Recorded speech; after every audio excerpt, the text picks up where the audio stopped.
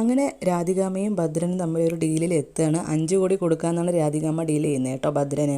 അപ്പോൾ ഭദ്രൻ അത് ഏറ്റെടുക്കുകയാണ്. വേറെ ഒന്നുമല്ല, നമ്മുടെ അനാർക്കലിയെ വകവരുത്താൻ വേണ്ടിയിട്ടാണ് കേട്ടോ. കാരണം ഭദ്രൻ എല്ലാ കാര്യങ്ങളും മനസ്സിലായി. ഈ അനാർക്കലിയും നമ്മുടെ രാധികാമ്മയും ചേർന്നിട്ടാണ് എല്ലാ കാര്യങ്ങളും ഒപ്പിച്ചതെന്നും എല്ലാം ഭദ്രന് മനസ്സിലായിട്ടോ. അപ്പോൾ അന്തം വിട്ട് നിൽക്കുന്നുണ്ട് നമ്മുടെ രാധികാമ്മ. അങ്ങനെ അവസാനം അവർ പറഞ്ഞ് ഡീലിൽ എത്തുകയാണ് കേട്ടോ.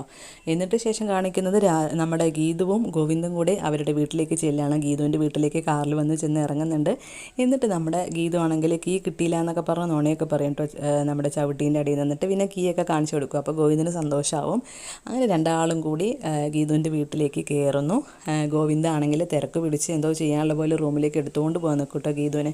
അപ്പോൾ ഗീതു പറയും, കണ്ണേട്ട എനിക്ക് വിശക്കുന്നു എന്ന് പറയുമ്പോൾ, നിൻ്റെ വിശപ്പ് ഞാനിപ്പോൾ മാറ്റിത്തരാമെന്ന് പറയും. അപ്പോൾ ആ വിശപ്പല്ല, എനിക്ക് ശരിക്കും വിശക്കുന്നു, വിശന്നാൽ ഞാൻ ഉറങ്ങിപ്പോകും കണ്ണേട്ട എന്ന് പറയുമ്പോൾ അവരങ്ങനെ കിച്ചണിലൊക്കെ കയറി ചിക്കനൊക്കെ ഉണ്ടാക്കുന്നുണ്ട്. അങ്ങനെ നല്ല രസകരമായി നല്ല റൊമാൻറ്റിക് ആയിട്ടാണ് കേട്ടോ ചിക്കനൊക്കെ ഉണ്ടാക്കുന്നത്. നമ്മുടെ ഗോവിന്ദാണെങ്കിൽ നമ്മുടെ ഗീതുവിനെ കെട്ടിപ്പിടിക്കുന്നുണ്ട്, ഉമ്മ കൊടുക്കുന്നുണ്ട്, കൈ രണ്ടും കൂടി കൂട്ടിപ്പിടിച്ചിട്ട് നമ്മൾ ഇളക്കുന്നു. എന്നിട്ട് മസാലപ്പൊടി രണ്ടാളും കൂടി ഒരുമിച്ച് ചേർത്ത് കൊടുക്കുന്നു. അങ്ങനെ നല്ല റൊമാൻറ്റിക് ആയിട്ടുള്ള സീനൊക്കെ വരാൻ പോകുന്നുണ്ട് കേട്ടോ. അങ്ങനെ അവർ കുക്ക് ചെയ്ത് പരസ്പരം വാരി കൊടുത്ത് അങ്ങനെ ആഹാരമൊക്കെ കഴിക്കുന്നു. ശേഷം കാര്യത്തിലേക്ക് കടക്കാൻ വേണ്ടിയിട്ട് നമ്മുടെ ഗീതുവിനെയും പൊക്കിയെടുത്തുകൊണ്ട് നമ്മുടെ ഗോവിന്ദ റൂമിലേക്ക് പോവുകയാണ്.